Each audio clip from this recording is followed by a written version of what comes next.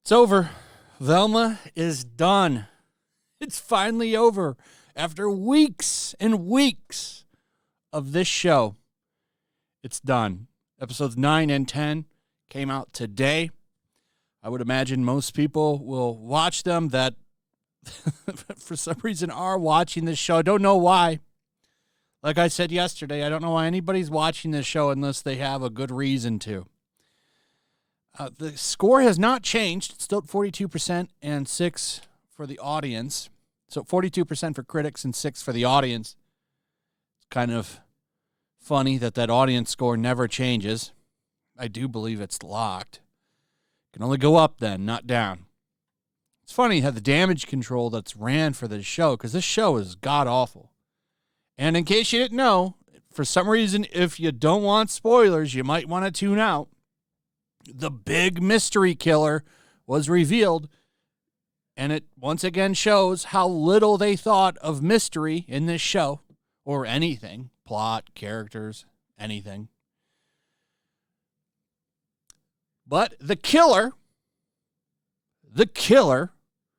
was Fred's mom. That's right, Fred's mother. Because of course it had to be her, because this joke, the running joke for this show is that white people are awful, nasty people. So, of course, it had to be Fred's mom. Because in case you didn't know, Fred is also white with a small penis, which is a joke they've told over and over again. Spoilers, but Velma finds her mom, who we all probably speculated as the killer. Turns out she wasn't and was mind-controlled by Fred's mom, who is a twist villain and the murderer, which makes no sense at all, because we never got hints it was her, and she barely had screen time. Pitch meeting, here's what probably happened. Who's going to be the killer? Let's make it Fred's mom. She'll just come out of nowhere at the end, despite giving no clues at all, which you should do in a mystery. But they didn't do that. They just threw her in at the end, because the show had no thought. It had no plan. It was a self-insert for Mindy with shitty jokes that nobody found funny. That's why even critics hate the show, despite the show being super woke. But it's overly woke. Now, the audience that you wanted to come in and praise you didn't like you in the first place. Like, they're finding your jokes too offensive. It's very dangerous to try to cater to the woke crowd, because you're basically stuck doing knock-knock jokes. You can't do anything too edgy. Like, for example, in this show, they did a sickle cell joke, and they end up pissing everybody off. That's not something to joke about. So everyone got obsessed, or not obsessed, they got offended. And then, of course, they changed Velma's race. They changed everybody's race, but they changed Velma's race. And then they ended up pissing off South Asian women. They were very, very upset. And then you get some damage control articles like this AV Club, which came out yesterday. We're still getting articles defending this show. And I like how they put other shows in there next to Velma. When these shows, I don't know anything about Never Have I Ever, but I do know a little bit about Miss Marvel, which from what I hear, people actually liked. Now, I didn't watch Miss Marvel because I just don't care about Miss Marvel. But from what I've heard from some people that have watched it, it's an okay show. Okay. So this would then be a good example of representation. Velma is not. I'm not here to argue whether Miss Marvel is good or bad. I don't know. I didn't watch the show. I barely made any videos on it. I made one video on it, the fact that it got no ratings, and that's more in line with the fact that they keep trying to push this character and it's just not working. The character needs an overhaul. First off, get rid of that costume she wears. It's awful. That would help. But anyway, I don't want to get too far off on Miss Marvel. I want to stick to Velma. So they throw in these other shows and try to make it sound like everybody is racist. Because we just go down here to the final paragraph,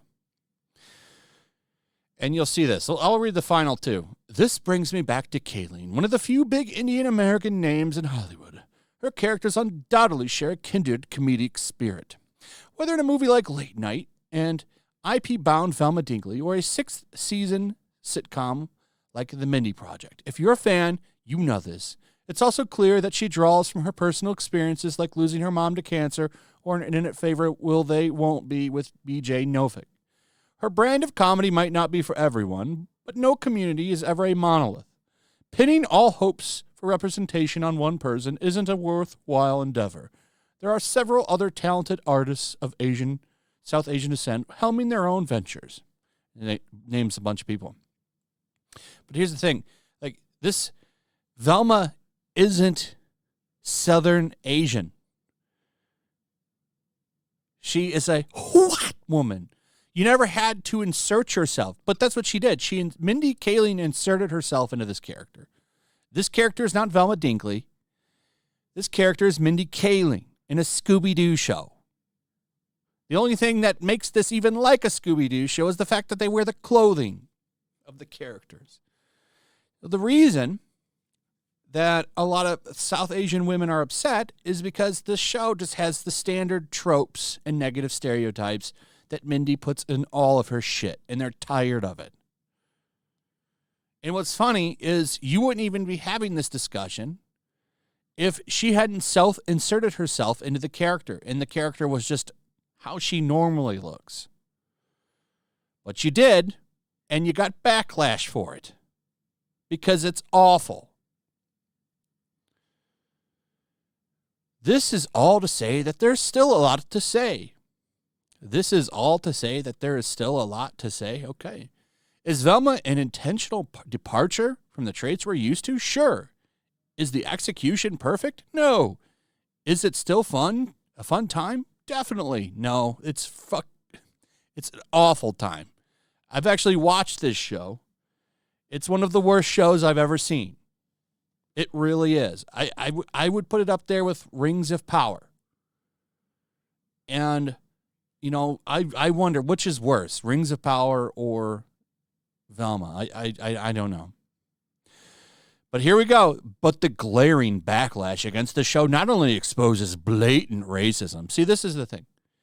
If you don't like this show, you're racist. And that's one of the reasons why they change all of the characters' races, is because then if you criticize the bad comedy, the bad plot, the bad story, to all that stuff, well, we can't get back because you're just a racist. And they talk about the Apu voice. That's a whole nother story. And the backlash to them changing that voice was something crazy. Never needed to be done. If anything, Apu was positive representation for a long time. Businessman, an immigrant, a businessman, successful family. I would say that he had a lot of positive characteristics about him, unlike Velma, which has none. Wu's portrayal of Daphne, or Richardson's version of Shaggy, but also highlights a lack of empathy and understanding about why these stories matter. This story does not matter. This story sucks. We should be celebrating thoughtful representations of South Asian teens on screen. What is a positive, thoughtful representation about Velma? Whether it's Velma or the characters in any other projects I've mentioned. Apparently, there's a lot of catching up to do. So, we should be grateful that at least we got this. We got something. We got Velma. These people, man, I'm almost sad to see this end. I really am, because I had a lot of fun covering this show because it was such a trash fire. But it is over. We'll probably see one or two final reviews like that come out over the next couple of days, and then I think our fun with Velma is finally coming to an end.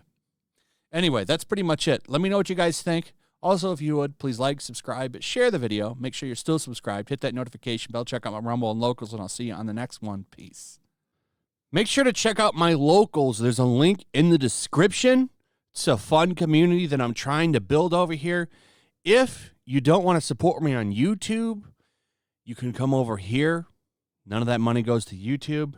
You also can just come over here for free. But if you are a supporter over here, I do plan on doing an extra live stream once a month and throwing links to the supporters so you can actually come on and have a supporter live stream with me.